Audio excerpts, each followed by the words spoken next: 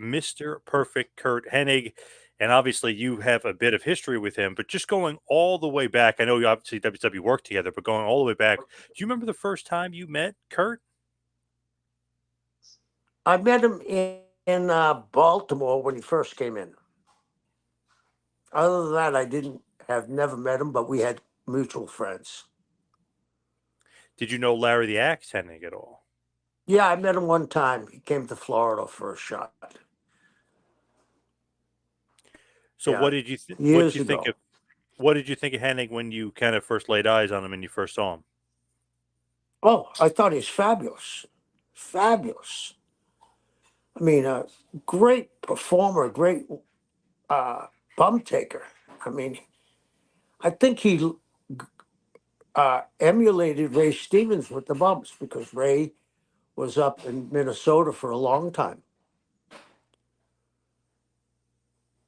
When you look at Larry versus him, though, right? I mean, much different as far as wrestling looks, just a lot different than his dad. Right, right. But Do you go think? back to what? Go ahead.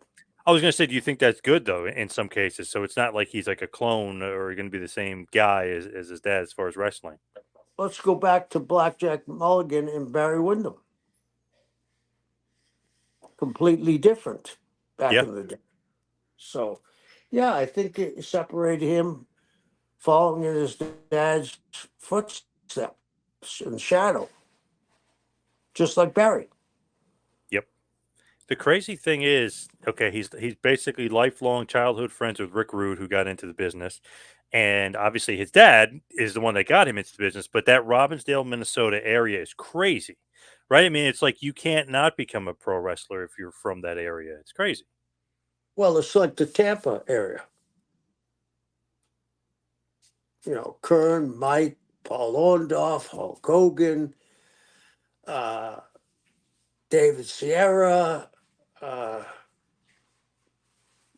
Brian Blair, Joe Gomez. I mean, there's hundreds just like Robbinsdale. So you had Hennig, Rude, I think Brady Boone, Nikita Koloff, John Nord, Scott Norton, Barry Darso, Tommy Zink, Road Warrior Hawk, and I think Animal from somewhere not too far away from the area. But I mean, it's a ton of guys in that area Right, of Robbinsdale. It's nuts. right, right. Do you think if your dad's a wrestler, like he's got to be a wrestler, meaning that Hennig was like destined to be a wrestler and destined to be in the business? No, I don't think. I don't think the majority of wrestlers' father was in the business. It's more prevalent now than it's ever been. But uh, back in the day, it was very rare to see a father and son. I mean, the Guerreros were different, but when I was in Florida, there was Mike Graham and there was Barry Windham. I don't remember in Kendall Windham, and I don't remember anybody else's father. Vern, it seemed to me that the sons came in when the fathers became promoters. Greg Gagne, Vern Gagne, well, the Funks, obviously, as Yeah, well. yeah, yeah. So looking at Kurt, obviously he's a completely different athlete. His dad was like big, burly, muscular, just kind of more of like a mountain man kind of guy. And Kurt was athletic as hell, bit skinnier back then, of course, but just he Right. just could move like no other. He had an athleticism that definitely kind of overtook his dad's, in my view.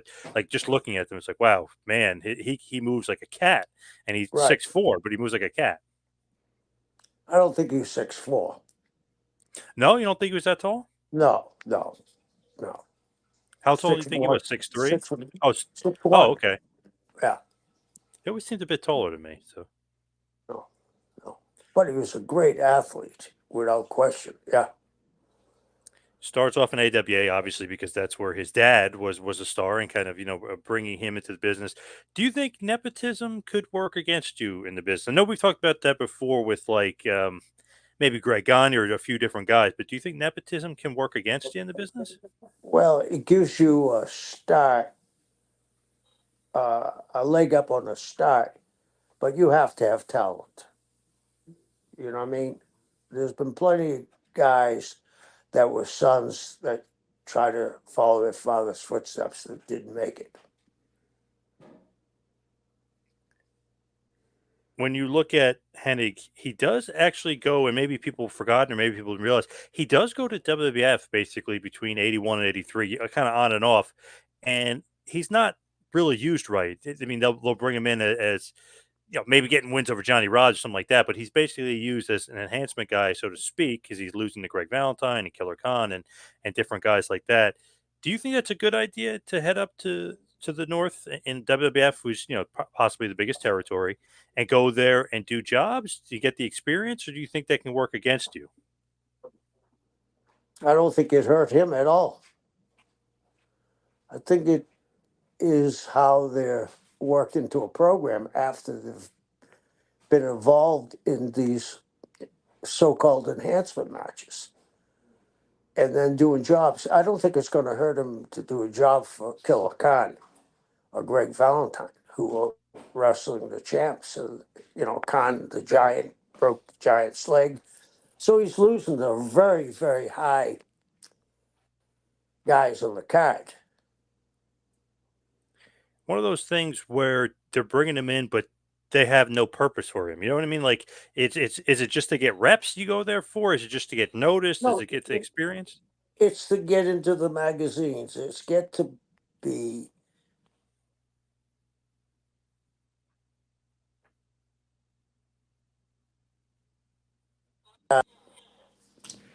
let the people see him that he's young, he's athletic. The magazines are going to give him a push because they've been told to give him a push. Yeah, and then he goes to Portland and learns his craft. Exactly. He goes to the Pacific Northwest over with Don Owen in Portland and really kind of honed his skills. His dad obviously goes over there with him as well. They actually do win the PNW tag team titles together over there, which is pretty cool to do that and obviously win a title and wrestle with your dad. What was it about the Pacific Northwest that can get you kind of ready or get you in gear or get you more tuned up and get you a good experience? Piper was there, Snooker was there, Paul, what was Paul, the heavyset guy, the blonde. He did the one-arm Buddy push-ups at Buddy, what? Buddy Rose. Yeah, Playboy Buddy Buddy Rose. Rose. Yeah, it was, wasn't he Paul Pershman at one time? I forget. But anyway, Yeah. they brought in Morocco. I mean, King Curtis was there. They just was a very, very easy territory to work. The trips were short, and you made pretty good money. Paul Pershman, that by the way, is his real name. So that's probably why Yeah, you know him as yeah, Paul Pershman. Yeah, yeah, yeah. yeah. One of those things with PNW though, which stinks, it's what happened to that library, that tape library. I feel like it's not really out there. It's been like deleted or they taped over or what happened to the tape library out there? I think they taped over it.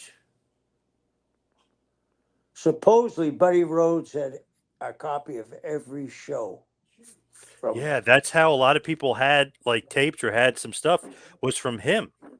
Yeah, yeah, Crazy the what it'd be worth now just because hey, you get to see Piper, hey, you get to see Hennig. You know what I mean? You get to see all these right, guys. right.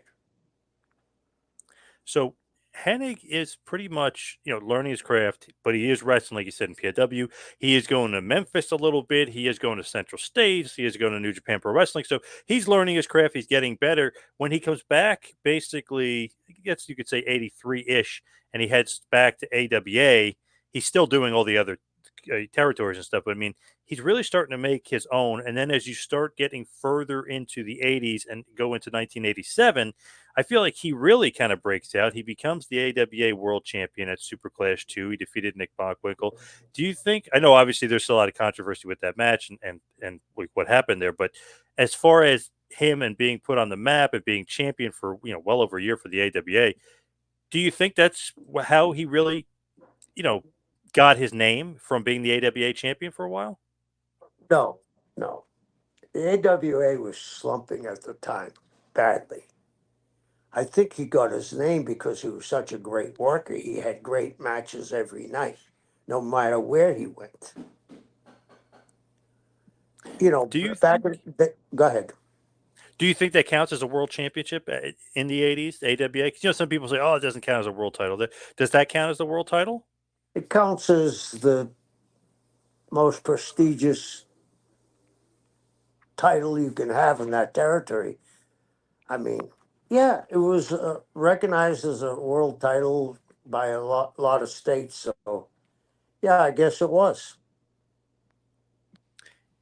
With him winning, obviously he's a babyface going into the match.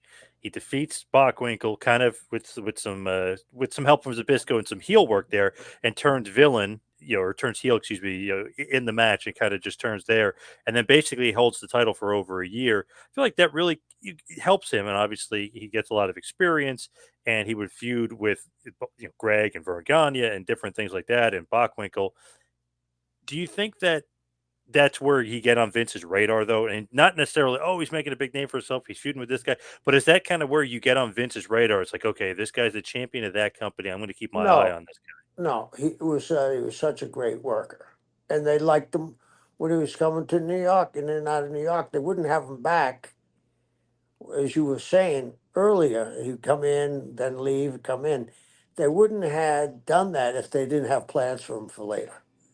Did it help that he won the title? It certainly didn't hurt. I always felt like with AWA, though, Vince definitely had his eyes on some of those guys. Like, obviously, Hogan, although obviously he was in WWF before, but Hogan, Mean Gene, Bobby Heenan, the Rockers. You know what I mean? A lot of guys Dr. did come from Death, AWA. not Dr. Death, Dr. Schultz, David Schultz. Yeah, Yep, yep. Right? So, I yeah, mean, he definitely was keeping an eye on AWA. He tried to buy AWA at one point too, and Vern turned him down. right, right. And that's when Vince said he didn't negotiate when he got in the car and left. So, Yep. yeah, When he's in AWA, also just interesting to note there was a diamond exchange, and this is obviously right, Diamond Dallas Page when he managed Medusa and Bad Company, and I've heard Curt Hennig joins up with the diamond exchange. Kind of your first foray into DDP there, really becoming something in the AWA. right, right, So he has a lot of connection to a lot of guys, even kind of before he became Dime Dallas Page as we know him. Obviously, with Scott Hall at one point, with Curt Hennig. So it's always interesting to kind of go back and look, be like, wow, DDP is, he's been in the business for a while. Even if he was a manager back in the '80s, he's got a lot of ties to the big names. right, right, So he loses the title to Jerry the King Lawler on May 8th, 1988. Kind of I guess you could say AWA house show, if you will, but it's really more of a CWA Memphis show because it's in Memphis, Tennessee. When that happens, obviously he wants to kind of move on. He wants to head over to WWF. He loses the title to Lawler. Do you remember Lawler versus Perfect at all? Do you remember that match? Do you remember ever seeing or ever yeah. hearing anything about it? Oh, yeah. I've seen it on YouTube. Yeah, Do you think that that's basically kind of like, okay, AWA is dying out here. We have to team up, obviously, with a little bit of world class with Memphis. Do you think that was kind of perfect leaving? Meaning, like, is that like the death knell to AWA or no? no. First of all, Jerry Jarrett tried to get the NWA board to make Lawler champion. This is gonna shock you. You know, one of the first reasons why they didn't do it, No, his outfit. really? Why? What's wrong with this outfit? Well, think about it. Name me one champion that wrestled in long tights in a singlet. Oh, they were going that specific. Wow, interesting. Yeah, true. Well, I'll give you an example. You know why, when it came to Terry against uh, Holly, when the vote came, it was very close. Yep. Do you know why it went to Terry? No, Terry was a college graduate and he didn't have a tattoo. Think about that. man, they were wacky back then. Yeah, that No, is they weird. weren't Yeah. wacky. They weren't wacky. You see, like you said that now, people don't understand the generation in the 60s. If you had a tattoo, you were either a sailor or kind of run afoul of the law.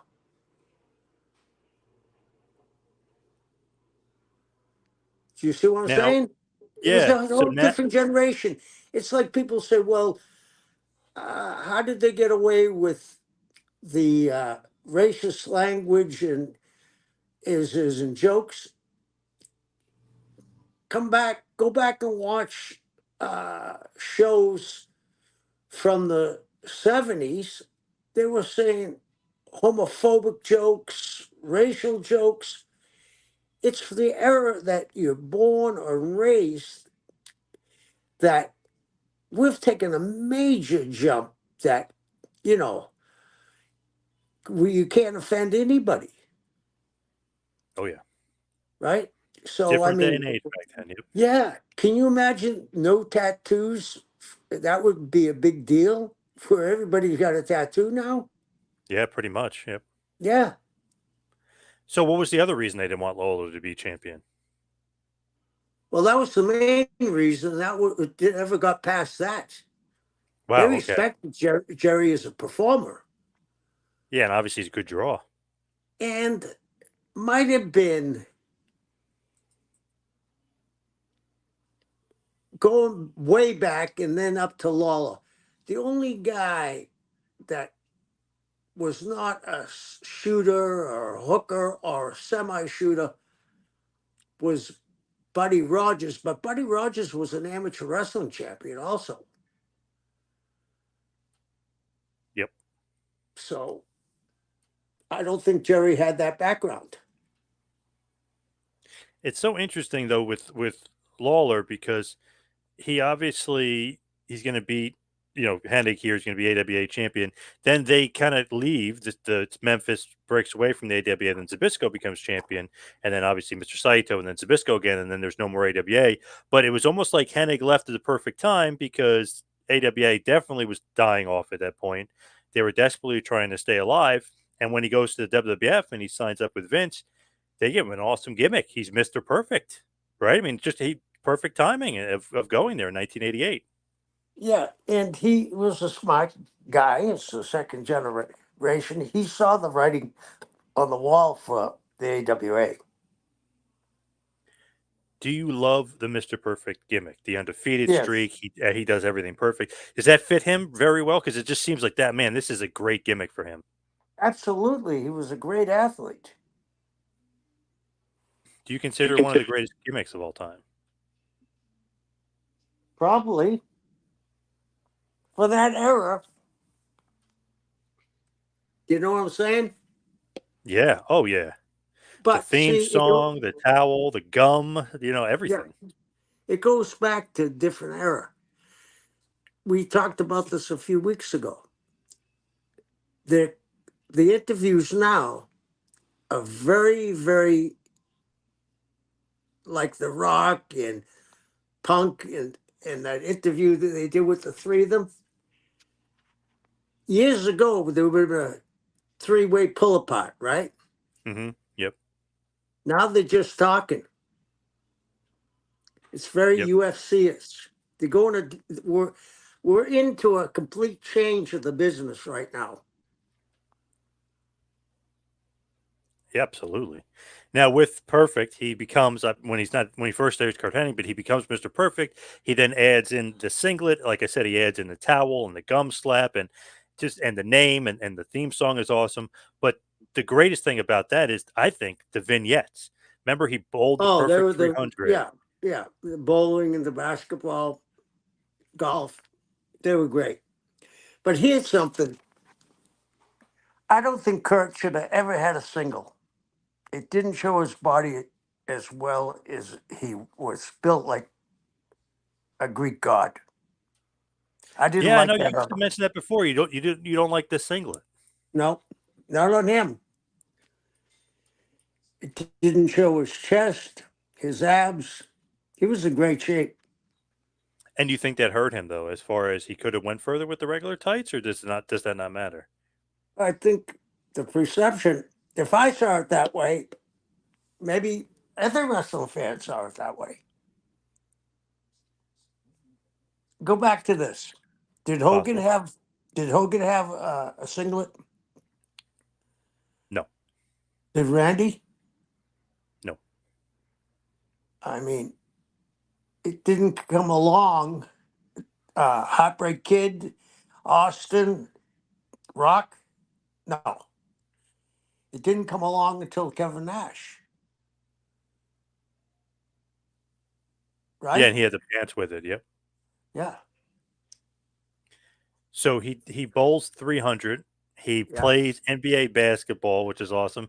He plays hockey with Mike Modano. The basketball was with Felton Spencer.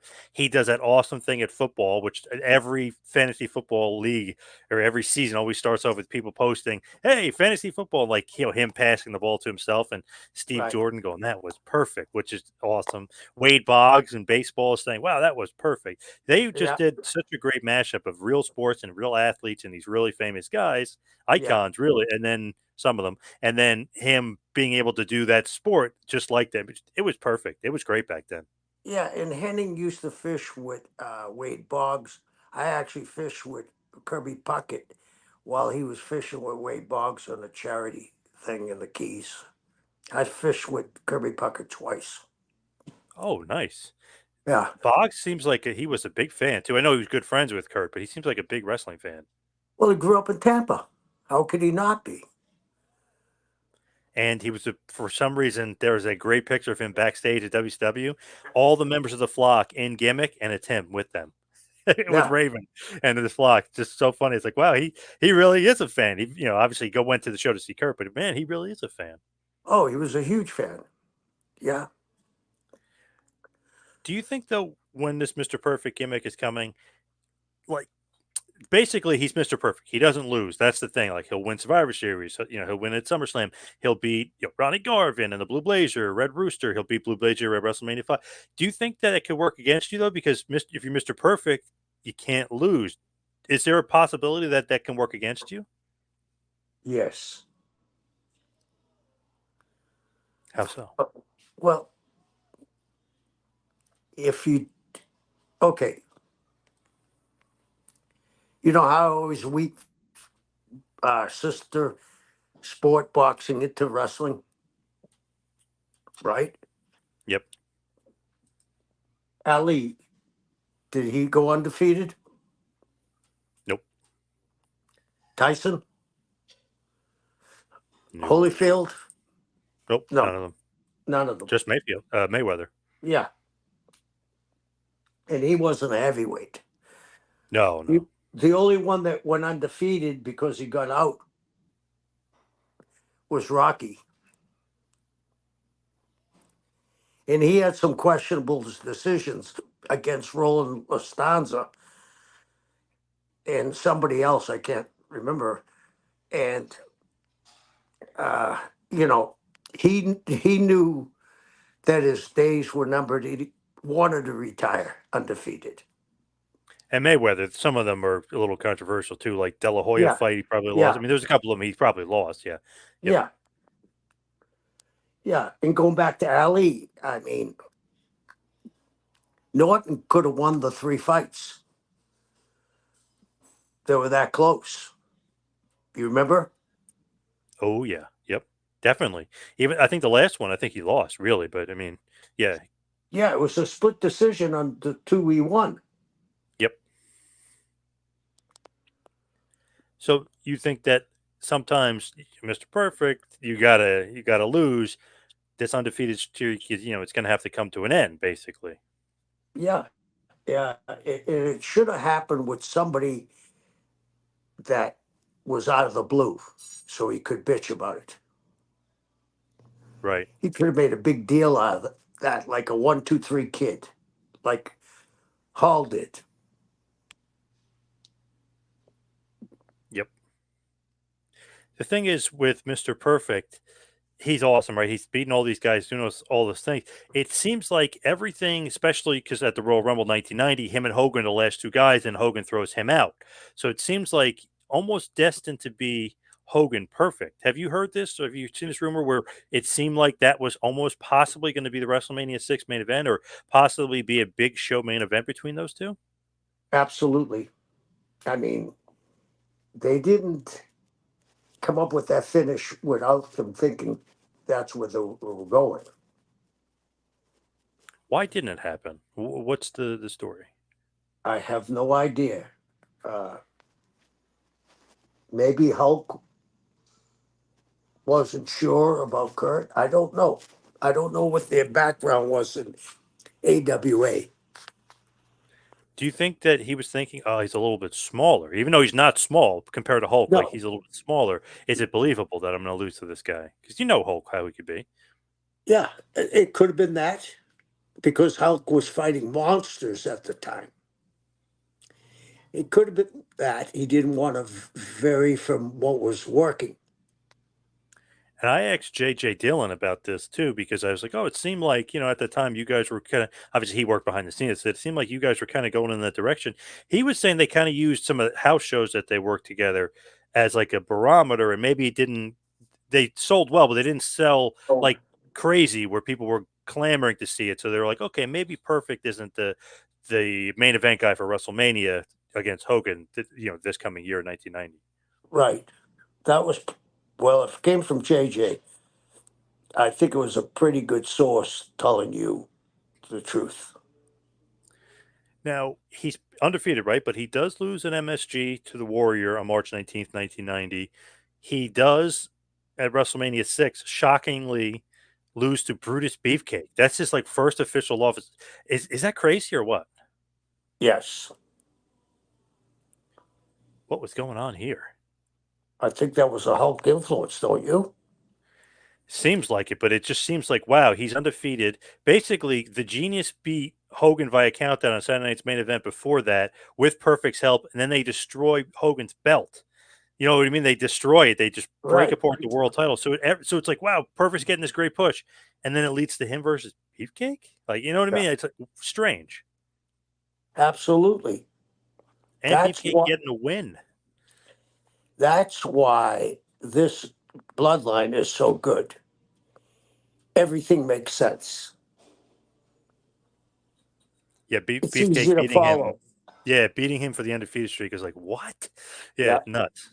yeah, I know we both love Beefcake, but I mean, come on here. This is yeah, crazy. yeah. Um, so basically, he beats him WrestleMania 6. Then Saturday night's main event, Hogan then finally, April 28th, finally wrestles Perfect and he beats him. But obviously, Hogan had already lost the title to Warrior, but that kind of nips the Hogan Perfect thing in the bud. Hogan finally beats him on TV. So it's one of Right. those things. It's weird. It's almost like backwards. Perfect should have beat Beefcake Brutus. at WrestleMania, and then Hogan can beat him Yeah, and give him his first loss. right. They didn't see it that way. I mean, and that was probably what JJ was saying. The barometer was those house shows that they didn't sell out. Or yeah, it wasn't getting And the enough attention. and the people at that time were educated for Hogan to wrestle monsters. So they decide to do something different and go a different way, and it's Hogan versus Warrior WrestleMania 6 title for title. Big babyface versus big babyface. The worlds are colliding there, so they definitely made it into a gigantic main event, but just without Perfect involved. So interesting. I wonder if do you think he had any heat there losing the Beefcake? That's got to like kind of run through your mind a little bit too. Like, what's going on losing a Beefcake here? No, I don't think so. I think that was nepotism. He then wins a tournament because Warrior wins the title. His IC title gets vacated because these both champs can't be both champs. So Right. instead of losing it or whatever, they just vacate it. He beats Tito Santana in the finals of the tournament and he becomes Intercontinental Champion. So he's not getting deep pushed by any stretch of imagination. This is back when the Intercontinental title meant a lot, right? I mean, it was an important title back in 1990. Very important. Very important. And they usually give it to the best worker, right? Absolutely. The workers title. Yeah, for Yeah, sure. yeah, yeah. The workhorse's title. Now, Beefcake obviously will not be wrestling at SummerSlam due to that horrific Yes, accident yeah. with the parasailing. So Texas Tornado, Kerry Von Erich is now in the WWF, and he starts feuding with Mr. Perfect. He actually beats Perfect in a great match, wins the title at SummerSlam, and then of course Mr. Perfect has to win the Intercontinental Championship back, so he's a two-time Intercontinental Champion. But man, that's interesting. So could they have had Beefcake beat him again at SummerSlam too? It seemed like they were going that way if Tornado beat Mr. Perfect at SummerSlam. Seemed like oddly going that direction. Might have, yeah. Yeah, Isn't that crazy? Crazy. yeah. Tex Tornado and Perfect were great, great feud. Perfect always had great matches, and especially WWF. Like randomly on MSG, he'll fight Piper and have one of Piper's best matches. I mean, he could wrestle with anybody and just really be like perfect, like the name says. He was a great technician, great performer. Great match at WrestleMania 7, kind of under the radar match against Big Boss Man. He then has a bunch of different feuds, but let's fast forward to SummerSlam 91, instant classic. He's got supposed to be a tailbone issue, bulging disc in his back. He's got all these issues, and him and Bret Hart at MSG SummerSlam 91 give one of the most memorable matches in SummerSlam history, one of the best matches in WWF history. Just unbelievable match. Right, right. Well, there were two great technicians in the ring at the same time. Kind of worry though with injuries and stuff, right? I mean, what are they doing to be able to wrestle, even though he has a tailbone issue and bulging disc? It's like, what are they taking? What are they doing to be able to wrestle and kind of grit through the pain? Well, he's from the old school. You have to work through injuries. Whatever you took to get to the ring, you took. He, of course, then during, or well, really after the injury, becomes Ric Flair's executive assistant or his executive consultant, the Mr. Perfect. So it was one of those things where he would still be on TV, still play a role as a heel, but he'd be aligned with Flair here as his executive consultant. Right, right. So they do a lot of different things with him, teasing that he may be involved with the Macho Man Liz storyline, the Ultimate Warrior storyline, obviously all surrounding Savage versus Flair for the most part. Then he turns babyface and then starts feuding with Flair. So Survivor Series 92, after being with Flair, it's him and Macho against Razor Ramon and Ric Flair in a great tag team match. So he was definitely one of those guys where he could fill in a spot if necessary. He could wrestle injured, but he could also play babyface and a heel. He was the ultimate performer. I love that where Heenan basically is kind of like ripping him apart, and then Perfect just snaps on him. Which boom! I mean, once he snaps, he immediately turns babyface. I mean, he immediately Right, gets the crowd behind him, and then he replaces Warrior, who was originally supposed to be in the tag match. So then it becomes Savage and Hennig at right. Survivor Series 92. Yeah. Good stuff. Good stuff. I just was definitely a big Perfect fan. I thought he was great. I kind of like him better as a heel, though, for the most part. But it was cool to see him as the baby face there. They actually do lose that match by, excuse me, win that match by disqualification. So good match there at Survivor Series, but they only win by DQ, which then sets up the further angle. Royal Rumble, him and Flair get into it. He eliminates him. Then they have the loser leaves town match where he beats Flair and sends Flair back to WCW as well. So it's not like he's the main event, but it's not like he's nowhere near the bottom of the card. I mean, he's upper mid card for sure. By sure. Lower top of the card, we'll say. It's interesting. So King of the Ring 93 happens, right? He has an awesome match after losing Lex Luger at WrestleMania. He's an awesome match at King of the Ring with Bret Hart. I mean, they again just tear the house down, have an awesome match. So when you look at Perfect, it's like, okay, what's he doing? He's feuding with Bret. Bret gets a win. He's going to end up feuding with Shawn Michaels. Michaels is kind of going to get the best of him in that feud. Do you like him being used in that role? Do you think in 1993 he's still in his prime? Like he could still be a like main eventer world champion level? Yeah, and when you're writing something and you're saying, who can wrestle Shawn Michaels, Bret Hart, the first thing that pops in your head is Perfect. You know you're going to have an incredible match. Yeah, And the thing is here, So he's kind of got the injury happening. Obviously, he's got the bad back, got the knee injury. I mean, things Right. are happening. He's starting to slow down a bit on his career. Like I said, losing to Michaels. He's going to guest referee at WrestleMania 10 for Luger and for Yoko. He's going to guest referee years later in a world title match between Michaels and Bulldog. He's going to become an announcer. He is going to kind of become Triple H's manager for a little bit. Do you like Right. him in this like non wrestling role? I mean, do you think that Absolutely. Absolutely. When he couldn't wrestle. He had signed a uh, Lloyd's of London, right?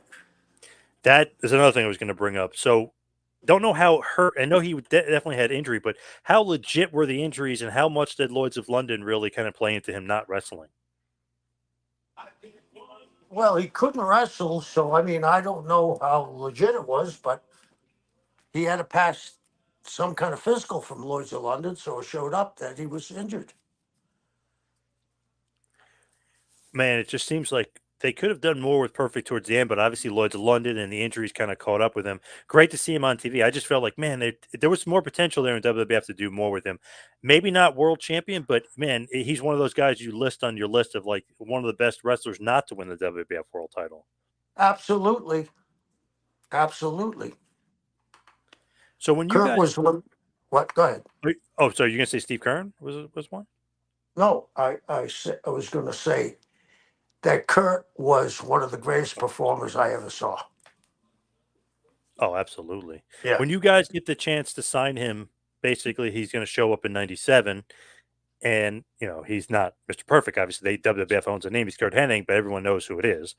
Who's the one that signs him? Is that Bischoff? Is that you? I mean, who's No, pushing it was for Curt? Eric. Eric. That was he did all the signings.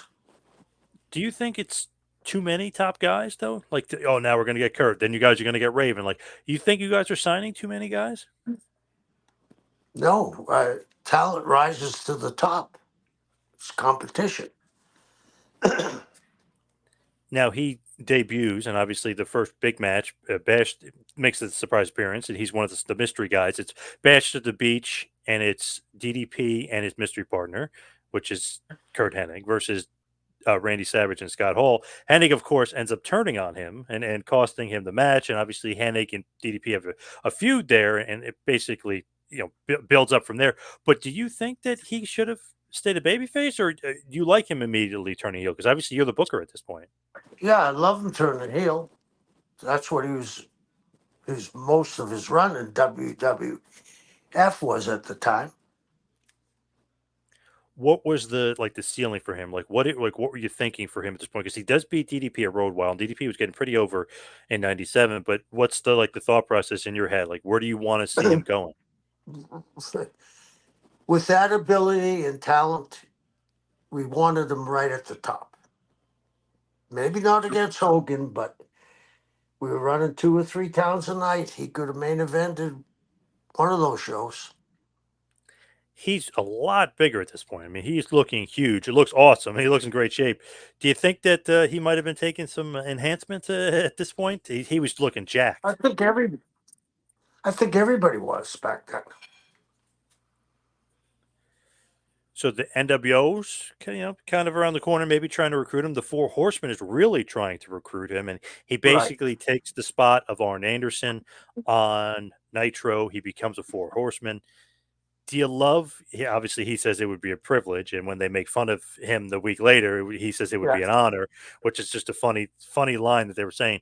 And then Hennig ends up turning and joining the NWO and beating up the Horsemen. But do you like how that all went down? Because it's one of the greatest promos, really, with Arn Flair legitimately crying in the back. Hennig takes the spot. Then, boom, the week after, Nash makes fun of Arn. Then a few weeks later, a Fall Brawl '97 in War Games, Hennig turns. You booking wise, do you love that? Because man, you're building some heat there. There's no doubt about that. When it was brilliant. It worked out perfectly. Got a lot of heat on the NWO.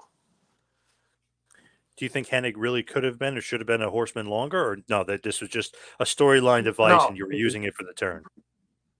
exactly. When you Exactly.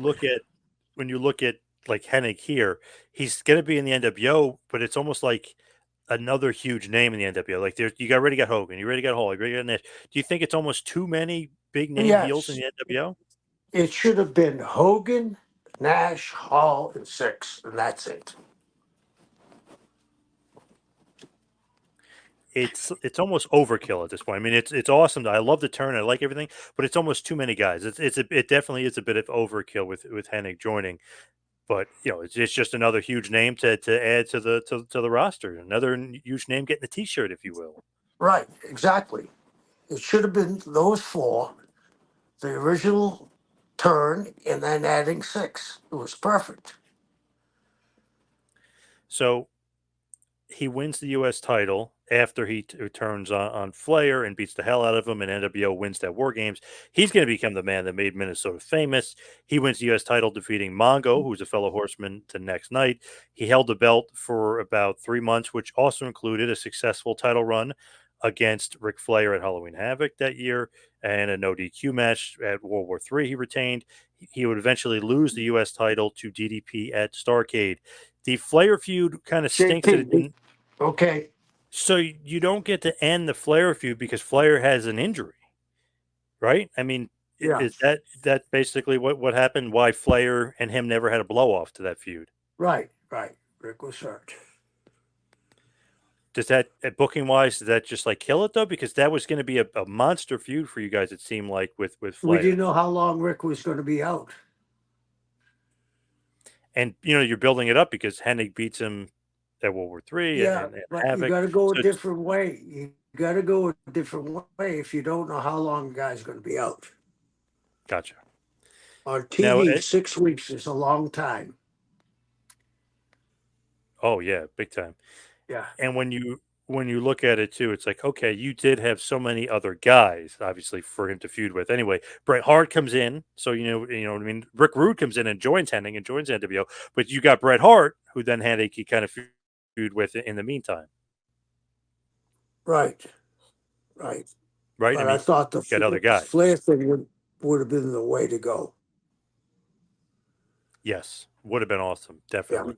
So yeah, he loses to Bret at Uncensored, but he beats British Bulldog at Spring Stampede. But then he gets a knee injury. Then he gets hurt in '98, and it's one of those things where it just keeps happening, right? I mean, he's getting hurt a lot more as far as yeah, later on in his career.